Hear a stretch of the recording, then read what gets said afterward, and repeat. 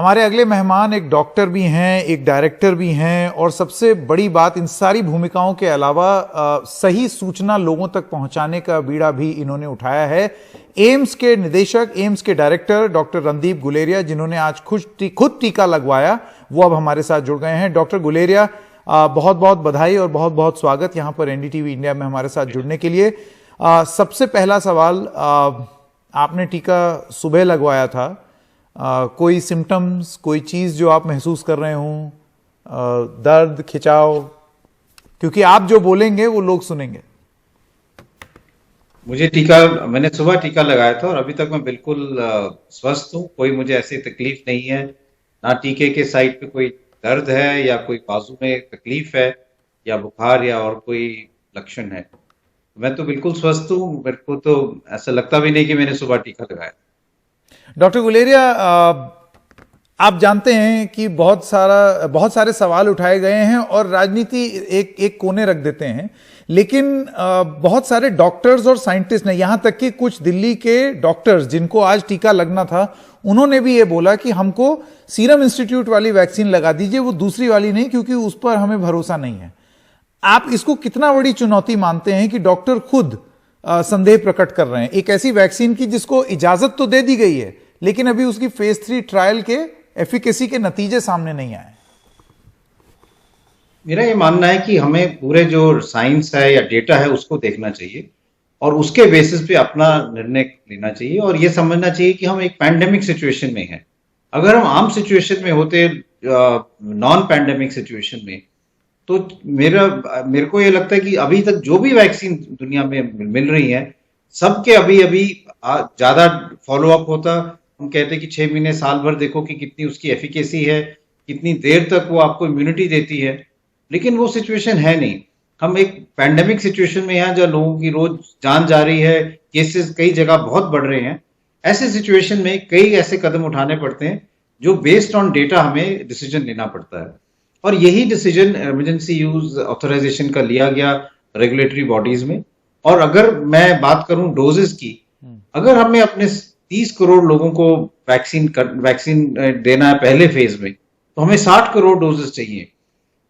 अगर हम ज्यादा से ज्यादा लोगों को ऑन बोर्ड नहीं लाएंगे वैक्सीनेटर को, तो मुझे ये नहीं समझ में आ रहा कि हम डोजेस कहां से लाएंगे और हम कितना समय लग जाएगा। तो हमें ये पूरी कोशिश करनी चाहिए कि अगर सेफ्टी डेटा अच्छा है, इम्यूनोजेनेसिटी डेटा अच्छा है, तो अभी हमें जो वैक्सीन मिल रही है वो ले लेनी चाहिए, क्योंकि कुछ हद तक उससे प्रोटेक्शन होगी। सेफ वैक्सीन है, हमें प्रोटेक्शन हो, चाहे 60% हो, चाहे 70 हो, चाहे 90 हो, कुछ प्रोटेक्शन मिलेगी। और बाद में जैसे जैसे सिचुएशन इवॉल्व होगी, तब हम आगे देख सकते हैं। क्योंकि जैसे कोविड पैंडेमिक आया था, शुरू में जो हम चीजें कर रहे थे, बाद में हमने बिल्कुल वो नहीं की।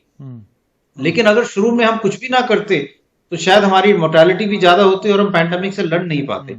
इसलिए अभी सिचुएशन को देखते हुए हमें सब लोगों को आगे आके प्रोटेक्शन अपने लिए, अपनी सोसाइटी के प्रोटेक्शन के लिए, देश को वापस नॉर्मल सी के लिए लाने के उस स्टेप्स के लिए हम सबको आगे वैक्सीनेशन लगाने के लिए आना चाहिए। अपने रिसर्चर्स, अपने साइंटिस्ट, अपने रेगुलेटरी बॉडीज पे विश्वास होना चाहिए और ये समझना चाहिए कि ये पैंडेमिक सिचुएशन है। अगर हम सब लोग मिलकर आगे नहीं बढ़ेंगे तो हम इससे नहीं निकल पाएंगे। ठीक है डॉक्टर गुलेरिया, एक सवाल मैं आपसे पूछना चाह रहा था। आपने भी वो खबर पढ़ी होगी कि अंतर्राष्ट्रीय एक हेडलाइन आई कि एक देश में एक वैक्सीन लगी और करीब 20-22 से ज्यादा मौतों का एक फिगर सामने आया। अब वैक्सीन, मैंने आप ही से सुना है, वैक्सीन एक तरीके का मैकेनिज्म शरीर में ट्रिगर करती है जिसमें वो वायरस इंट्रोड्यूस किया जाता है ताकि एंटीबॉडीज बने एक कंटेन्ड एनवायरनमेंट में। आपको लगता है ये अपने आप में उन लोगों के लिए चुनौती बन जाएगी जो कि बुजुर्ग हैं, जिनमें कोमॉर्बिडिटीज हैं, जो कि ना झेल पाए इसको?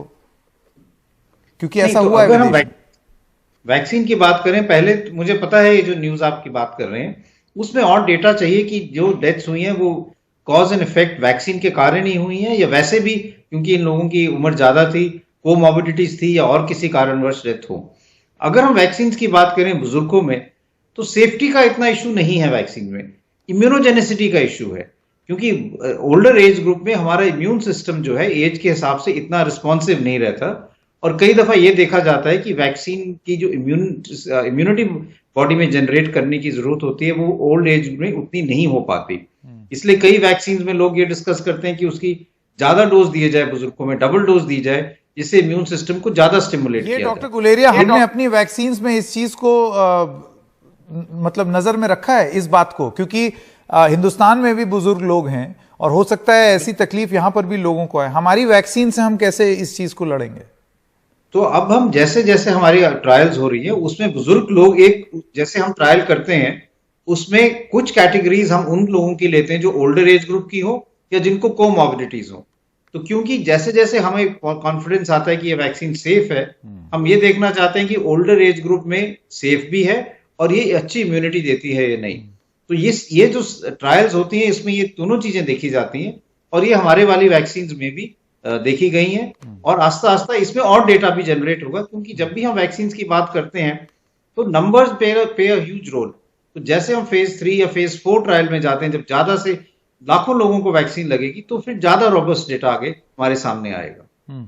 जी डॉक्टर गुलेरिया, अब एक सवाल मैं पूछना चाहता हूं इसके दाम को लेकर के। अभी तो देखिए ये मुफ्त है क्योंकि स्वास्थ्य कर्मियों को लगाई जा रही है, जब वो मास रोल आउट होगा उस समय आपको क्या लगता है कि भारत जैसे देश में लोगों को लाना, वैक्सीनेशन बूथ में वैक्सीनेट करना, टीकाकरण करना और इस तरीके से करना ताकि उनकी जेब पर बोझ ना पड़े, ये अपने आप में कितनी बड़ी चुनौती होगी? मेरा ये मानना है कि जैसे जैसे हम वैक्सीनेट करेंगे लोगों को और जैसे जैसे और वैक्सीन आएंगी और कंपनीज की वैक्सीन आएगी, कंपटीशन होगा, तो उसका जो दाम है, प्राइस है, वो अपने आप गिरेगा। ये नॉर्मल इकोनॉमी है कि जब वेन यू हैव कंपटीशन तो अपने आप प्राइस कम होता है।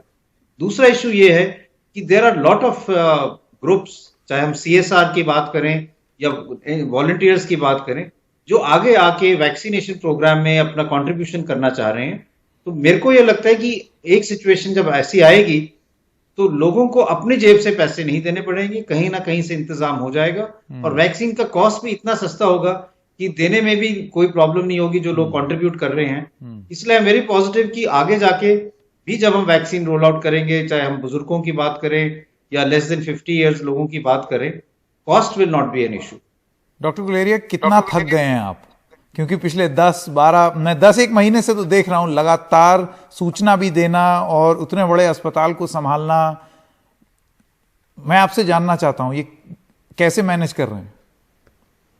पिछले 10 महीने 11 महीने हैं अगर हम देखें तो काफी चैलेंजिंग है। और जब मैं वैक्सीन लगा रहा था तो यही सोच रहा था कि ये एक लड़ाई का जो अब अंतिम चरण शुरू हुआ है, तो पिछले 10-11 महीनों में जो हमने लड़ाई लड़ी है, सब लोगों ने, हेल्थ केयर वर्कर्स ने, बिना ये देखे हुए कि कोई छुट्टी है या हमारी वेकेशन है या और कुछ काम है, घर का काम है, सबको छोड़ के सब लोग इस लड़ाई में इकट्ठे जुट गए और सब ने इसको बहुत अच्छी तरह से लड़ा है। हमें गर्व होना चाहिए कि हमारे देश में केसेस इतने कम हुए हैं, केस फर्टेलिटी इतनी कम है, जब हम देख रहे हैं कि हम डेवलप्ड नेशन में क्या हाल है। लेकिन ये बात सही है कि हम सब ये सोचते हैं कि अब ये कब खत्म होगा, क्योंकि इतने महीने हो गए हैं और सब लोग जो हम कहते हैं कोविड फटीग वाले सिचुएशन में पहुंच रहे हैं।